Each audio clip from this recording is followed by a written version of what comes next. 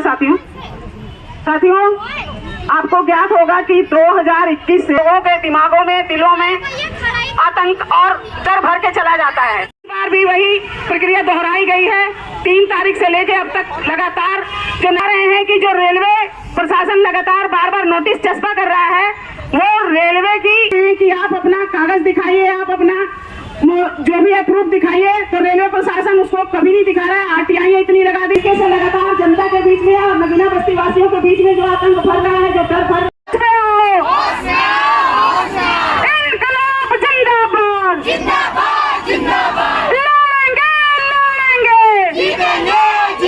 नहीं चलेगी, नहीं चलेगी रेलवे तेरी गुंडागर्दी नहीं चलेगी, नहीं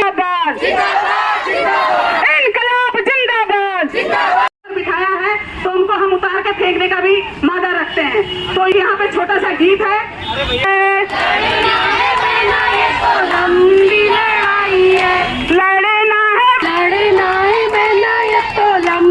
लड़ाई है। क्या जो कुर्सियाँ बेजान संसद मौन है, क्या जो कुर्सियाँ बेजान संसद मौन है, संसद मौन है। वक्त ही बताएगा में कौन है, वक्त ही बताएगा। मेरी उम्र आज कम से कम 28 साल की हो गई है। मैं पैदा भी वहीं हुआ हूँ। मेरे पिताजी कम से कम उससे पहले से 10 साल से वहीं रहते हैं। मेरे माताजी भी वहीं रहती हैं। उसके बाद मेरी शादी भी उसी बस्ती में हुई है। अब रेलवे वाले कभी हम लोग जब कंपनी में रहते हैं या कहीं कामों में रहते हैं, तो रेलवे विभाग के पर कुछ लोग आते हैं, वो जगह जगह नोटिस चिपका के चले जाते हैं। ना ही उनके पास कोई प्रूफ है, ना कोई संसाधन है। मैंने खुद अपने नाम से कई जगह ITI लगाई हैं। मैंने अपने विशाल गुप्ता के नाम से ITI लगाई है, लेकिन मेरे पास ITI का जवाब आया है, उसमें रेलवे के पास कोई उनके पास स्थायी कोई चीज़ है ही नहीं, कुछ भी नहीं है उनके पास। मैंने कई चीज़ें उन लोगों से मांगी थी, उनके पास कुछ भी नहीं है। हम लोग को बार बार परेशान किया जा रहा है, कोई हमारे साथ में खड़ा नहीं है।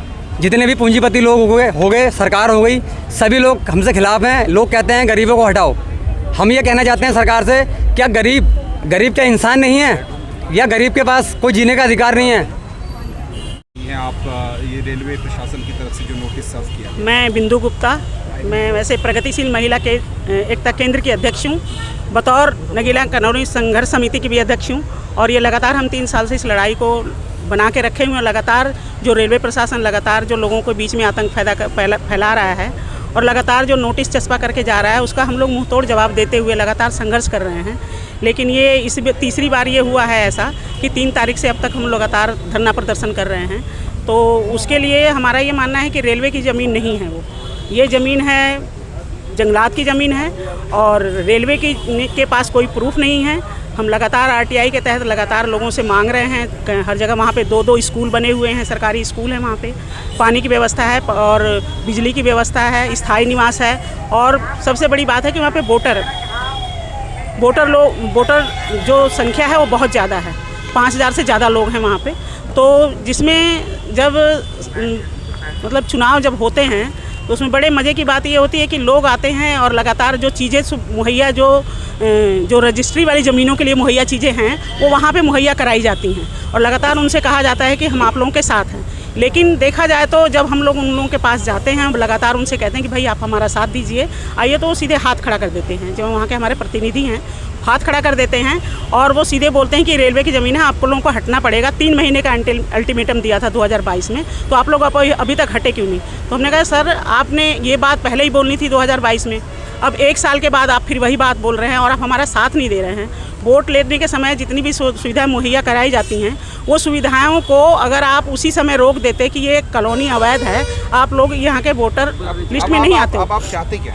हम लोग ये चाहते हैं कि जो लोग बसे हुए हैं उनको वहीं रहने दिया जाए, और जो रेलवे की जो हद है, क्योंकि 2012 में जब कॉलोनी टूटी थी, 150 घर गए थे बंगाली कॉलोनी में। उसमें दुर्गापाल जी थे विधायक, उन्होंने कहा था कि 55 मीटर की हद है आपकी, और वहाँ तक पिट लाइन की बाउंड्री लग गई है, और बाउंड्री से ही आपका जो भी बनता है वो 55 मीटर में ही आपका रेलवे का जो भी होगा। जबकि उस समय भी उनके पास कोई कागजात नहीं थे।